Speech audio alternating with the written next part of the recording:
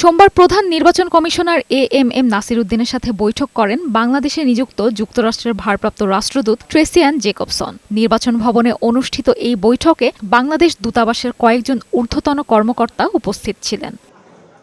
ঘণ্টাব্যাপী চলা বৈঠক শেষে যুক্তরাষ্ট্রের ভারপ্রাপ্ত রাষ্ট্রদূত সাংবাদিকদের জানান, আগামী সংসদ নির্বাচন শান্তিপূর্ণ ও নিরাপদ হবে বলে আশা করে ওয়াশিংটন। ডক্টর মোহাম্মদ ইউনূসের নেতৃত্বাধীন অন্তর্বর্তী সরকারের প্রতি পূর্ণ সমর্থন আছে যুক্তরাষ্ট্রের। অবাধ ও সুষ্ঠু নির্বাচনের প্রস্তুতি নিচ্ছে নির্বাচন commission.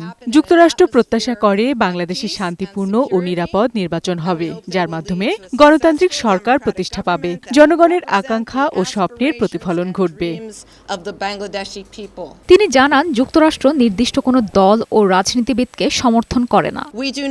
As the U.S. Embassy or the U.S. government support any particular party. যুক্তরাষ্ট্র আগামী নির্বাচনে বাংলাদেশের নির্দিষ্ট কোনো দল ও রাজনীতিবিদকে সমর্থন করে না। আমরা রাজনৈতিক দলগুলোর সাথে আলোচনা করছি তাদের কর্মসূচি ও অবস্থান জানতে।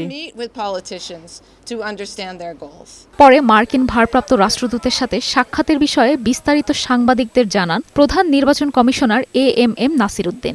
উনি জাস্ট একটু অবস্থাটা বুঝতে এসছেন যে আমাদের প্রস্তুতিটা কীরকম আসে। আমরা তো ফেব্রুয়ারিতে ইলেকশনের কথা বলছি, তা আমাদের প্রস্তুতিটা কীরকম আছে। সিইসি জানান, নির্বাচন নিয়ে কোনো দায় নিতে চায় না ইসি, এজন্য পূর্ণ প্রস্তুতি নিচ্ছে কমিশন। নির্বাচন কমিশনের প্রস্তুতির অভাব রয়েছে, নির্বাচন কমিশন প্রস্তুত নয়, এই কথা বলে যাতে কোনো নির্বাচন নিয়ে কোনো ধরনের কথা না হয়, এজন্য আমরা পূর্ণ প্রস্তুতি নিয়ে থাকব। যে কোনো সময় নির্বাচন সরকার যখন চাইবে আমরা যাতে ডেলিভার করতে পারি সেই প্রস্তুতি আমরা নেব।